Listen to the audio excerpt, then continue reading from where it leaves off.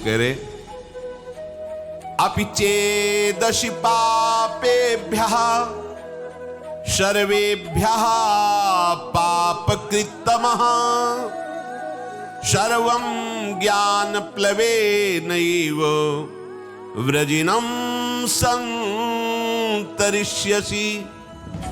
अगर तू सबसे बड़ा पापी भी है, बहुत अधिक पापी भी है, तो मेरी बात मान ले, तो इस नौका पे बैठ जाएगा और पार हो जाएगा ज्ञान रूपी नौका पे। जैसी तुम्हें पद्धति बताई उस तरह से चलोगे तो चाहे जितने बड़े पापी हो, तुम संसार समुद्र से पार हो जाओगे, परमानंद में डूब जाओगे। अपि चेदशि पापेभ्यः सर्वेभ्यः पापकृत्तमः। पाप करने वालों को पापकृत कहते हैं, अधिक पाप करने वालों को पापकृत्तर कहते हैं, और जो महापापी होता है उसे पापकृत्तम कहते हैं। अगर तू महापापी भी, पापकृत्तमः अर्थात महापापी, मतलब तुमसे बढ़कर कोई पापी हो ही नहीं सकता, वो भी भगवत प्राप्ति करने का अधिकारी है यदि ऐसे चले जैसा भगवान ने बताया। सदगुरु के पास जाके साष्टांग दंडवत करके विनम्रता पूर्वक उनकी अधीनता स्वीकार करके उनसे प्रश्न करे, जिज्ञासा करे, या वो अपनी तरफ से जो आपको आदेश उपदेश करे अक्षरशः पालन करे, तो आप चाहे जितने बड़े पापी हो आप भगवत प्राप्त कर लेंगे। कितना बढ़िया भगवान विश्वास दिला रहे, भगवान कह रहे ना, इसलिए किसी और प्रमाण की तो जरूरत नहीं, क्योंकि इनसे बड़ा कोई न्यायाधीश है नहीं। जब वो स्वयं कह रहे हैं अपि चेदशि पापेभ्यः सर्वेभ्यः पापकृत्तमः, समस्त पापियों में भी तू सबसे बड़ा पापी हो तो भी तू जो मैंने पद्धति बताई उसके अनुसार चलेगा तो इस संसार समुद्र से पार हो जाएगा। आगे भी भगवान ने कहा अपि चेत सुदुराचारो भजते माम अनन्य भाव साधुरेव समंतव्या सम्यक व्यवसिता ही सह। भगवान का एक कथन बड़ा सुख देने वाला है, आश्वासन देने वाला है। तात्पर्य यह है कि जो पापों का त्याग करके साधन में लगा हुआ है उसका तो कहना ही क्या है। देखो, कोई अपने को ये ना समझे कि हम बहुत बड़े श्रेष्ठ हैं, हम सबको उसी गंदगी से प्रभु ने उठाया है जिसे हम देखकर घृणा करते हैं ना, हम वहीं से हैं। बिल्कुल कहीं कोई श्रेष्ठता का अपने में आरोप न कर ले। श्रेष्ठ है तो सब श्रेष्ठ है, क्योंकि सब उसी से प्रकट है। और ये जितने विकार हैं इन्हीं से हमें उठाया गया है। हम इन्हीं में गिरे पड़े थे, अब भी गिरे पड़े हैं। अगर वो अपनी बाहुओं से सुरक्षित न रखे, अजान बाहु अभेद भुजदंड मूल पीनन ससानुकूल, अगर वो हमारी सुरक्षा ना करे तो अब भी हम वहीं फिसल के पहुंच जाएं। सबको ये बात समझनी चाहिए, कहीं इस बात का अहम ना आ जाए कि मैं श्रेष्ठ हूं, मैं महाभागवत हूं, मैं ज्ञानी हूं, मैं ब्रह्मबोध हूं। जो पापों का त्याग करके साधना में लग गए हैं उनका तो कहना ही क्या है। पर जिसने बहुत पाप किए हैं और पूर्वाभ्यास है पाप करने का, अब उसके उद्धार का क्या उपाय हो सकता है। जिसने पाप किए और उसको ग्लानि हुई और छोड़ करके पाप और सदगुरु की शरण होके साधन में लग गया, उसमें तो संशय ही नहीं, वो तो जाएगा ही जाएगा प्रभु के पास। भगवान यहां उसको विश्वास दिला रहे जो बहुत पाप किया, महापापी, और पूर्वाभ्यास भी पापों का है। अब उसको भी अपने उद्धार के विषय में निराश नहीं होना चाहिए भगवान के वचन मान करके। महापापी से पापी मनुष्य भी यदि सोच ले कि इसी जन्म में अब मुझे अपना कल्याण करना है, तो पुराने पाप उसको बाधा पहुंचाने की चेष्टा करेंगे। ऐसा नहीं कि वो शांत बैठे रहेंगे। वर्तमान के पाप उसको बाधा पहुंचाने की चेष्टा करेंगे, पर वर्तमान में साधु संग हो गया और उसने ठान लिया है कि मुझे अपना कल्याण करना है, उस ठानने में वो उनकी बात मानेगा। वर्तमान के पापों पर रोक होनी शुरू हो जाएगी और उनकी बात मानने पर उपासना में धीरे धीरे रुचि होने लगेगी। और जहां रुचि हुई तो पूर्व पाप जो बाधक हो नष्ट होना प्रारंभ हो जाएंगे। उसके हृदय में ये निश्चय होने लगेगा कि आज से मैं कभी पाप नहीं करूंगा। ध्यान दीजिए, ये कब हम जाने कि हमारे पुराने पाप नष्ट हो रहे हैं? तुम्हारे हृदय में जब ये निश्चय होने लगे आज से मैं पाप नहीं करूंगा, तो आपका हृदय इतना पवित्र होने लगा है कि पाप ना करने का, निश्चय करने का अधिकार कर रहा है। केवल भगवत प्राप्ति के लिए ही अब मैं चेष्टा करूंगा। उसके पापों का नाश होते देर नहीं लगती जहां ऐसा निश्चय किया। फिर समझ लीजिए, पुराने पाप जो बहुत समय से कर रहे हैं वो भगवत मार्ग में नहीं आने देते, आने ही नहीं देते। वो बहुत बड़े बंधन है। कहीं भगवत कृपा से साधु समागम के शब्द पड़े और ये लगा कि मैं तो महान पाप करने वाला नीच हूं, मेरा कल्याण कैसे होगा? देखो, वचनों का प्रभाव, सत्संग सुनने से मेरा कल्याण कैसे होगा, ये बात आ गई। अच्छा, कल्याण तो साधु महात्माओं के संग से, सत्संग से होता है, और मेरा अभ्यास वर्तमान में पाप करने का कैसे बनेगा? उनके समीप गया, अपने कल्याण के लिए जो चेष्टा करनी चाहिए वो संत महात्मा बताने लगे। उनके शासन में ध्यान रखना है। यदि आप जैसे वाल्मीकि जी ब्रह्म के समान हो गए तो उन्होंने संत का शासन स्वीकार कर लिया। जब तक हम ना आवे तब तक ये बैठे रहना हो, तो नाम सीधा नहीं जप सकते तो उल्टा जपो, मरा मरा मरा सिद्ध।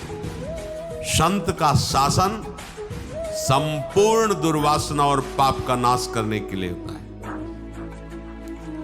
जहां उस संत का शासन स्वीकार किया तो हृदय में बात आने लगती है, अब लो नशानी, अब ना नशा, बहुत पाप किया, अब नहीं करूंगा, हो गया। ये जब आने लगे तो जान लो पूर्व जो पाप बाधक थे वो नष्ट हो गए। तभी ये बात, जो पे दुष्ट हृदय सोई हुई, मोरे सन्मुख आओ की सोई। अब जे ही उसने ये जीवन में निश्चय किया आप केवल भगवत प्राप्ति, तो उसके सारे पाप नष्ट होने में देर नहीं लगती। अब उसे जैसे कोई पूर्व वाला देखे, कंठी बांध लिया, तिलक बांध लिया, ये हम जानते हैं, शराब पीता था, व्यभिचार करता था, कत्ल करता था, ऐसा वैसा, तो उसके लिए भगवान आदेश करे, साधु रे समंतव्या सम्यक व्यवसिता, ऐसा आप उसे साधु मानो क्योंकि मेरी शरण में हो गया है। मैं कहता हूं अपिचेत सुदुराचारो भजते माम मनन्य भाग, साधु रे समंतव्या सम्यक। कल था आज मेरा हो गया है, अब इसे आदेश करते भगवान, साधु सम्मंतव्या, तुम इसे साधु ही मानो क्योंकि मैं करूंगा इसे साधु। करो सद्यते ही, उसी के आगे श्लोक, क्षिप्रम भवति धर्मात्मा, बहुत जल्दी मैं उसे धर्मात्मा महात्मा बनाऊंगा। जब बनाने वाले कह रहे मैं बनाऊंगा तो आप फिर अपने को मानने में क्या है? ऐसे उसके पाप नष्ट हो जाते हैं जैसे 100 वर्ष से घना अंधेरा छाया हो और आप प्रकाश प्रकट करें तो 100 वर्ष में ही क्या हो, अंधेरा नष्ट होगा क्या ना? 1 मिनट में खत्म हो जाए वो प्रकाश, जो ही जला अंधेरा खत्म। ऐसे ही पाप नष्ट होता है। बोले बहुत पुराना पापी है और ऐसे ही खत्म हो गए, ऐसे ही खत्म होता है शरणागत का पाप। जैसे 100 वर्ष से साल में अंधेरा है, एक बल्ब जला, 1 सेकंड में प्रकाश हो, खत्म अंधेरा 100 वर्ष का। अब उसके लिए ये सिद्धांत नहीं कि 100 वर्ष आप प्रकाश करो तब अंधेरा खत्म, नहीं, ऐसे एक क्षण में पाप सारे के सारे भस्म शरण ने स्वीकार कर लिया। शरण ने, हम त्वाम सर्व पापेभ्यो मोक्षयिष्यामि मा शुचा, मैं पवित्र करूंगा। कितने घंटे में? 1 सेकंड में, जा खत्म। जैसे प्रकाश हुआ 100 वर्ष का अंधकार नष्ट, ऐसे अनंत जन्मों के पाप सन्मुख होए जीव मोय जमहि, जन्म कोटि यज्ञ नाशों। विश्वास करो इस बात पर। चेत, प्रभु कह रहे प्रायः ऐसे पापरत मनुष्यों को ये चेतना नहीं होती कि मैं भगवत प्राप्ति करूं, संत समागम या नाम जप, नाम कीर्तन, चेतना नहीं होती, इनकी ये चेतना लुप्त रहती है। ऐसा नहीं कि उनमें सामर्थ्य नहीं, पर वो लुप्त। पापवंत कर सहज स्वभाव, भजन मूर्ति भावन का, उसके अंदर भाव ही नहीं आएगा भजन आदि का। तो चेत ऐसे जो पापात्मा जन होते हैं, पहली बात उनके अंदर सत्संग में जाना या भजन आदि इसकी रुचि ही नहीं हो। अगर कहीं भगवत कृपा से या किसी, अब जैसे उनके अंदर ये रहते आए, उनकी पत्नी भगवत चरणारविंद की, महाप्रभु की शरणागत है, आश्रित है, तो कैसा कृपा बन रहा है। वो जरूर बोलती उस समय, फिर मंजीरा लेकर राधा नाम का, ये तो बढ़िया है, राधा नाम कीर्तन कर। यद्यपि ऐसा नहीं करना चाहिए, ऐसे दुर्व्यसन नहीं कर, पर दुर्व्यसन नहीं छोड़ सकते और राधा नाम स्वीकार कर लिया, इस बात हमें विश्वास है राधा नाम की महिमा पर निश्चित आपका मंगल होगा। निश्चित आप इसी जन्म में ऐसी घृणा करेंगे कि देख लेना, निश्चित ये नाम और ये भगवत प्रीति, ये भगवत प्रीति। मैं नीच हूं, मैं पामर हूं, अधम हूं, पर प्रभु आपका नाम, आपका गुण कीर्तन, आपकी महिमा, छुट्टी 84 भ्रमंते निर्खय जुगल किशोर, ये हम सत्य मानेंगे। इस असत वृत्ति की सत्ता नहीं है, और इसकी राधा नाम की, चतुरासी जी की इसकी सत्ता है। इस असत वृत्ति की सत्ता नहीं है। ना सतो विद्यते भाव, ना भाव विद्यते सता। ये सत वृत्ति तुम्हारा परम मंगल कर देगी। यदि किसी महापुरुष का संग हो जाए, ऐसी कोई घटना घट जाए, ऐसी परिस्थिति बिगड़ जाए, ऐसा वातावरण हो जाए कि उससे ऊब करके किसी संत का आश्रय ले ले, महापुरुष का, तो कोई कितना भी बड़ा पापी हो, उनके प्रभाव से ऐसा दृढ़ निश्चय कर ही लेगा कि अब मुझे इस जन्म में भगवत प्राप्ति करनी है। वो संपूर्ण पापों से भली भांति तर जाएगा। सर्वम ज्ञान प्लवेनैव व्रजिनम संतरिष्यति। प्रकृति के कार्य शरीर और संसार के संबंध से ही पाप होते हैं। जितने पाप होते हैं वो देहाभिमान जब होता है, और देहाभिमान में इंद्रियजन्य सुखों की भोग लालसा ही पाप कराती है। और जब संत संग होता है तो संत संग का प्रभाव होता है सर्व संबंध विच्छेद। ध्यान दीजिए, आपु सरिस चाहे सबकी ना, संतों का स्वभाव और प्रभाव आपु सरिस जैसे वो हैं वैसे बनाना चाहते हैं, या आपु सरिस चाहे आपको भगवत स्वरूप बनाना चाहते हैं। संतों के संग का प्रभाव सर्व संग पहो हिमाम, सर्व संबंध विच्छेद, शरीर से, अंतःकरण से, इंद्रियों से, शरीर संबंधियों से, भोगों से। अगर ये नहीं तो संत संग नहीं हो रहा है। संबंध विच्छेद, संबंध पुष्टता, ये अविद्या का संग है। संबंध विच्छेद, यही ज्ञान है, यही अज्ञान के नाश का स्वरूप है।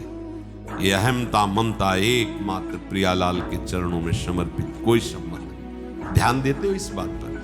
ओ नहीं, ये वो प्रपंच लादे घूम रहे हो, जैसे हरिवंश प्रपंच बंच सब, ये काल ब्याल को खायो, ये जिए जान श्याम श्यामापद कमल संग शिरनायो। सर्वम ज्ञान प्लवेनैव व्रजिनम संतरिष्यति। जहां वो संत महापुरुष के संग के प्रभाव से सर्व संबंध विच्छेद हुआ, तो अब उसको तरना बाकी नहीं रह गया, तर गया। मूला भावे कुतः शाखा, जब मूल ही कट गया तो अब शाखा कहां टिकेगी? तो बोले मूल था शरीर, अंतःकरण और भोगों का संबंध, संत प्रभाव से वो हट गया। अब जो बचा वो भगवद आश्रय, भगवत प्रीति या स्वरूप बोध। जैसे प्रज्वलित अग्नि ईंधनों को सर्वथा भस्म कर देती है, ऐसे ही जब संत संग से ज्ञान प्रकट होता है तो संपूर्ण कर्मों को सर्वथा के लिए भस्म कर देती है। ये भगवान के वचन। यथई धाम से समिद्धोग्निर्भस्म सात कुरते अर्जुन। पीछे के श्लोक में भगवान ने बताया कि जब कोई संत महापुरुषों का आश्रय लेकर के उनके द्वारा बताए हुए मार्ग पर चलता है तो कितना भी बड़ा पापी हो, मार्ग में चलने का तात्पर्य नौका पे बैठना, वो ज्ञान रूपी नौका से पाप रूपी संसार रूपी समुद्र से तर जाता है। तो बोले समुद्र से पार हो गया पर समुद्र तो रह गया, समुद्र की सत्ता तो है। तो आगे के श्लोक में भगवान कहते हैं भस्मसात कुरुते, कुछ नहीं बचता। उदाहरण में कह रहे कि जैसे प्रज्वलित अग्नि के साथ संयोग करा दीजिए, कुछ भी वो सबको अपना स्वरूप प्रदान कर देगी। लोहा डाल दीजिए, सोना डाल दीजिए, बिष्ठा डाल दीजिए, चंदन डाल दीजिए, जो भी डालोगे वो अग्नि अपने ताप से उसे अपना में स्वरूप दे देगी। लोहा भी अग्नि में हो जाएगा, सब कुछ वो भस्म कर देगी, कुछ शेष नहीं रहेगा, किंचन मात्र शेष नहीं रहेगा। ज्ञानाग्नि सर्व कर्माणि भस्मसात कुरुते तथा, जैसे अग्नि सब कुछ भस्म कर देती है, ऐसे ही संत संग के प्रभाव से प्रकट हुई ज्ञान रूपी अग्नि से संचित प्रारब्ध क्रियमाण सब भस्म हो जाते हैं। संचित प्रारब्ध क्रियमाण तीनों कर्म भस्म हो जाते हैं। अग्नि में जैसे काष्ठ का अत्यंत अभाव हो जाता है, ऐसे ही संत संग से प्राप्त हुए ज्ञान से पूर्ण समस्त बंधनों का अभाव हो जाता है। सब बंधन भस्म हो गए, कोई बंधन नहीं, न कर्म बंधन, न शरीर बंधन, न भोग आसक्ति, न देह के संबंधियों का बंधन। तात्पर्य यह है संसार शरीर से संबंध विच्छेद हो जाने पर ही विशुद्ध बोध होता है, और वही जब कहो तो उसे माना जाता है कि हमारे साथ कटु व्यवहार हो रहा है। ये कटु व्यवहार तुम्हारे माने हुए राग पर हो रहा है। जब तक इस राग का तुम वैराग्य में परिवर्तन नहीं करोगे विवेक के द्वारा, तब तक परमार्थ का अनुभव नहीं हो सकता। वैराग्य को समझा जाता है स्वेच्छाचार, अरे ककारा नहीं आता परमार्थ का। केवल कपड़ा बदल लेने से परमार्थी थोड़ी हो जाते हो।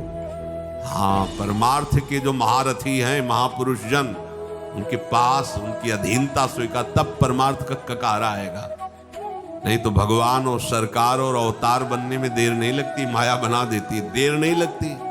हाँ, जहां 10-20 हजार लोग दंडवत किए, यहाँ आने लगता है हम तो कुछ विशेष हैं, और जहां विशेष है ता फिर वो भगवान की माया अपना प्रभाव दिखा देती है। बड़ा विचित्र खेल है, बिना गुरु कृपा के समझ में नहीं आता। अगर इस अहंकार पर कोई शासन कर सकता है तो एकमात्र भगवान ही कर सकते हैं, गुरुदेव भगवान ही कर सकते हैं। संबंध विच्छेद होने पर ही आपको परमात्म तत्व का अनुभव होगा। बैठा लो इस बात को। शरीर से अपनापन, शरीर संबंधियों से अपनापन, भोगों से अपनापन हटाना ही पड़ेगा यदि भगवत प्राप्ति करना चाहते हो। देखो महाप्रभु के दूरादपास्य स्वजनान सुखमर्थ कोटिम सर्वेषु साधन वरेश्चिरम निराशा तो वर्षंत में उस सहजाद्भुत सौख्य धाराम श्री राधिका चरण रेणु माम स्मरम। सैकड़ों बार इस श्लोक को सुनाया होगा, आपने सुना होगा और पढ़ा होगा। दूरादपास्य स्वजनान, परिवार के संबंध से बहुत दूर, घर में रहते हुए बहुत दूर, गृहस्थ हो तो भी बहुत दूर, राग रहित होना। जैसे ये बड़े बड़े महापुरुष जो गृहस्थी में, उनके जीवन चरित्रों को पढ़ के देख लीजिए। श्रीवास जी के घर में कीर्तन हो रहा है, पुत्र पधार गया, कान में जाके कहा पुत्र, महाप्रभु तक आवाज नहीं जानी चाहिए, कीर्तन नहीं बंद होना चाहिए, कीर्तन बंद हुआ तो मेरे प्राण निकल जाएंगे। और उछल उछल कर कीर्तन कर रहे हैं, राग रहित। अगर राग हृदय में है तो चाहे आप गृहस्थ हो, चाहे आप विरक्त हो, इसे कोई फर्क नहीं पड़ता है। ये अंतर का, भगवत प्राप्ति अंतर के विषय से होती है। ये आचार्य परंपरा, ये वेश बाहर से त्याग करते हुए आंतरिक राग को मिटाने के लिए है, जो निवृत्ति मार्ग के उपासक है। नहीं तो जो निवृत्ति मार्ग के प्रभु हैं वही प्रवृत्ति मार्ग के प्रभु हैं। जो भगवत प्राप्ति निवृत्ति मार्ग को होती वही प्रवृत्ति मार्ग को होती। बस अपने सिद्धांत से चले, दोनों को ही वैराग्य धारण करना होगा। एक को बाहरी और आंतरिक दोनों, और एक को केवल आंतरिक बाहरी व्यवहार में रहते हुए भी वो भगवत प्राप्ति वैसे ही करेगा।